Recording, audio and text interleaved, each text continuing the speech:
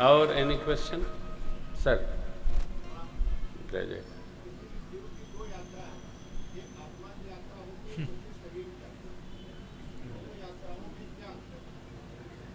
भैया देखो, आत्मा वाली यात्रा का हमारा कोई अनुभव नहीं, शरीर वाला हम बता सकते हैं। नहीं, मैं ब्रह्मज्ञानी नहीं हूं, क्षमा करिएगा। हाँ,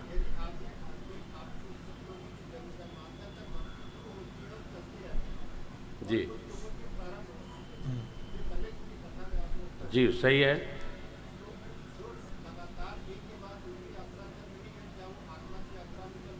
नहीं,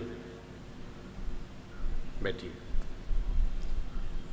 भैया का प्रश्न है आत्मयात्रा और शरीर यात्रा दोनों का अंतर समझाया जाए। देखो, आप आत्मा से किसी ने संपर्क किया नहीं। आत्मा हम कहते हैं उस जीव तत्व को जो हमारे अंदर चल रहा है, बोल रहा है, वही आत्मा है। और परमात्मा वो है जिसने ये पूरी सृष्टि का क्रिएशन किया है, निर्माण किया है। इसी आत्म तत्व को सांख्य दर्शन में परमात्मा भाव में परम तत्व कहा गया है। अब आत्म तत्व की यात्रा परमात्म तत्व तक तभी संभव है जब आपके जीवन में कोई महात्मा उपस्थित हो जाए, और उसकी तलाश करनी पड़ती है। महात्मा यह योग्यता रखते हैं कि वो जीवात्मा को परमात्मा तक धीरे धीरे धीरे धीरे धीरे धीरे ऊर्ध्वगमन करा के पहुंचा दे। ये कैसे संभव है? इसके लिए आपको साधन क्रम में जाना पड़ेगा। यम, नियम, आसन, प्राणायाम, प्रत्याहार, धारणा, ध्यान, समाधि में प्रवेश करना पड़ेगा।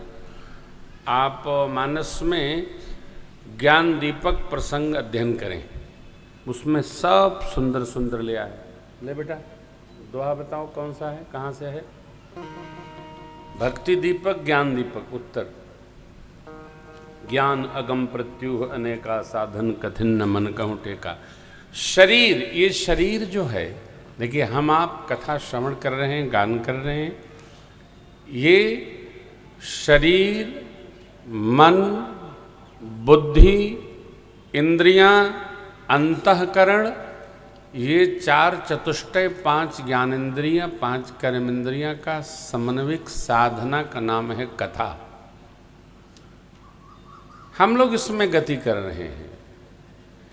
घर से निकल के आए, बैठ के उन राम जी की कथा सुनते हैं जो त्रेता में अवतरित हुए भागवत जनों के लिए, भक्तों के लिए। और आत्म साधना कल्याणपरक साधना है। उसके लिए किसी संत सिद्ध साधक की सेवा करके हमको उसमें प्रवेश करना होगा।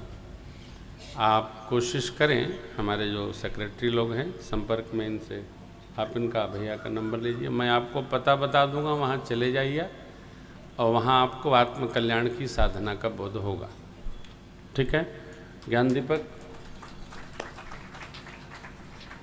और कोई भैया आगे चलें? जी, जय सिया राम।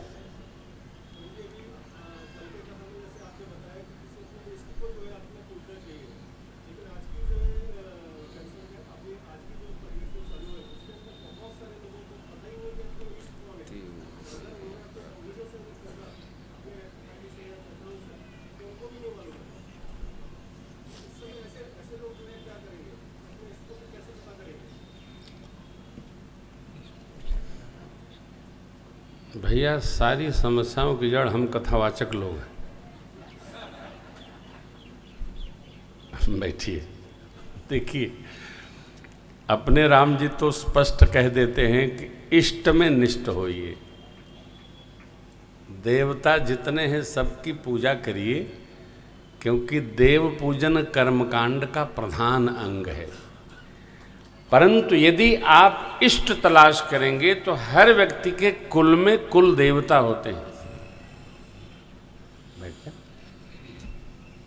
बैठ नारायण। हर व्यक्ति के कुल में कुल देवता होते हैं।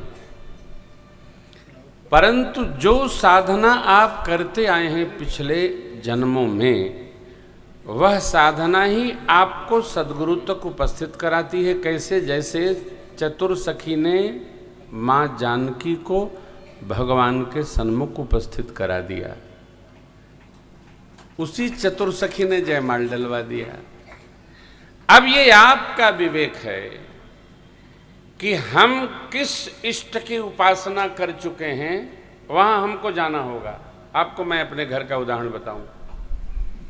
हमारे घर में आपकी माता जी दुर्गा जी की भक्त हैं, मैं राघव जी का भक्त हूँ। हमारे 2 बच्चे हैं, राघव जी मैत्री, दोनों शिव भक्त हैं। हमसे पूछते हैं पापा जी हम क्या करें? हमने कहा जो तुम्हारी चेतना है सो करो, कोई प्रतिबंध नहीं। क्यों? उन बच्चों ने अपने साधन कर्म में पिछले जन्म में पुराकृत कर्मों के आश्रम में शिव आराधना किया है। जैसे ही शिव आराधन उनका पूर्णता को प्राप्त होगा, उनकी राम भक्ति जग जाएगी। ये मानस में लिखा है, शिव सेवा कर फल सोत सोई, शिव सेवा कर फल सोत सोई, अविरल भगति राम पद होई, अविरल भगति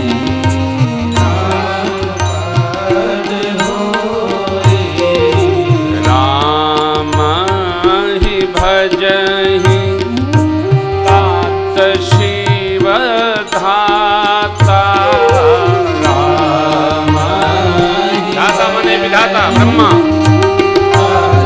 शिव धाता नर पामर करके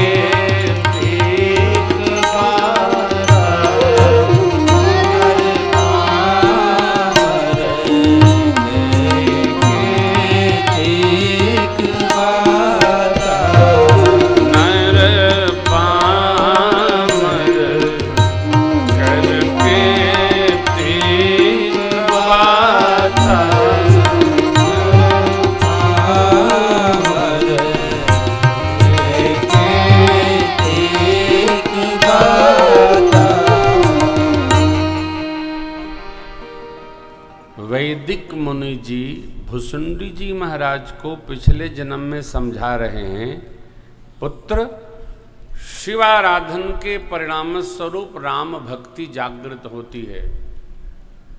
शिव सेवा कर फल सुत सोई, अविरल भगति राम पद होई। स्कंद पुराण में लिखा है, भगवान के ओम नमः शिवाय मंत्र का जप कर लेने मात्र से 20,000 जैसे आप मंत्र विधिवत जपेंगे, वैसे ही राम भक्ति धीरे धीरे आपकी जगने लगेगी। आप जपो, धीरे धीरे जगेगा, लेकिन निष्ठ रहिए। निष्ठा अपरिवर्तनीय होनी चाहिए, निष्ठा परिवर्तनीय न हो, सावधान। ठीक है? और बताएं, एक सेकंड।